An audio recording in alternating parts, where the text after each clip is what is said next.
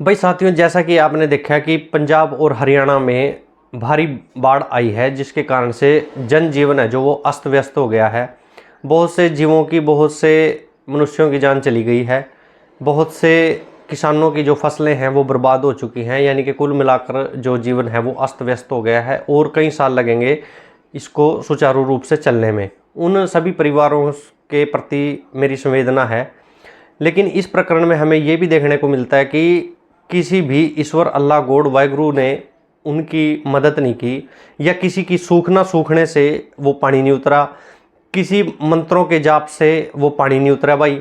ना ही कोई भी जो शास्त्री था, कोई भी पंडा, पुरोहित, पुजारी था, या कोई भी ये ज्योतिषाचार्य होते हैं जो कुंडलियाँ बनाते हैं, कोई भी भविष्यवाणी नहीं कर सका। और ना ही कोई उन लोगों के जीवन में जो ग्रह आया है उसकी दिशा बदल सका, ना ही वो पानी की दिशा ही बदल सके। भाई साथियों, हमने ये देखने की ज़रूरत है कि ये लोग किस काम आते हैं। ये जो पंडे, पुरोहित, पुजारी हैं, जो मौलवी हैं, जो पादरी हैं, ये सिर्फ इंसान का शोषण ही कर सकते हैं, या ये लोगों के कुछ काम भी आते हैं। इस भारी आपदा में जब इंसान इंसान के काम आ रहा था, तो क्या इन लोगों का फर्ज नहीं बनता कि ये भविष्यवाणी कर देते समय रहते कि भारत में, हरियाणा में, पंजाब में इस प्रकार की बाढ़ आने वाली है, या ये कुछ मंत्रों का उच्चारण करके वहाँ पर बाढ़ को रोक सकते थे, या फिर ये कोई सूखना सूख लेते, कोई भंडारा कर लेते, कोई देवी देवताओं का कोई आह्वान कर लेते, या कोई ऐसा मंत्र मार लेते जिससे कि मेघ हैं जो बादल हैं ऊपरी जम जाएं। तो भाई इन्होंने देश हित में कोई काम नहीं किया।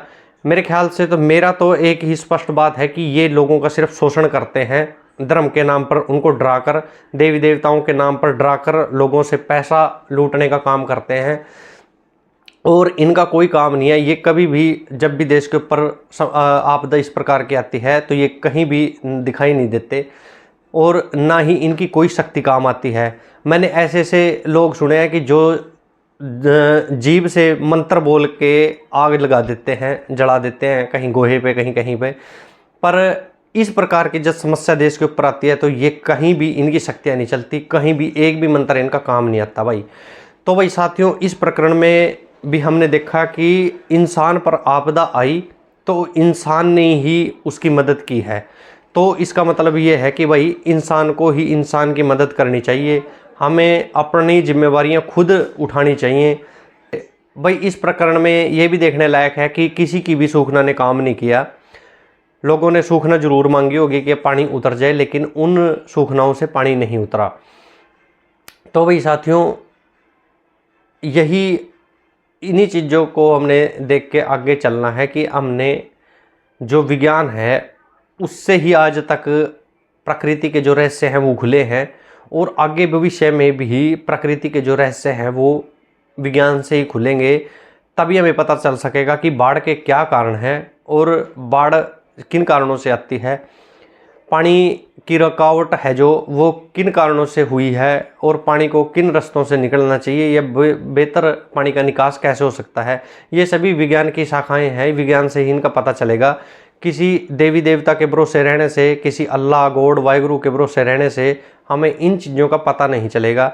तो सभी साथियों से यही अपील है कि ज़्यादा से ज़्यादा अपने देश में वैज्ञानिक दृष्टिकोण विकसित करें, ताकि ये देश इस प्रकार की आपदाओं से, प्राकृतिक आपदाओं से या दूसरी जो सामाजिक आपदाएं हैं उनसे निपटा जा सके। तो नमस्कार साथियों, धन्यवाद।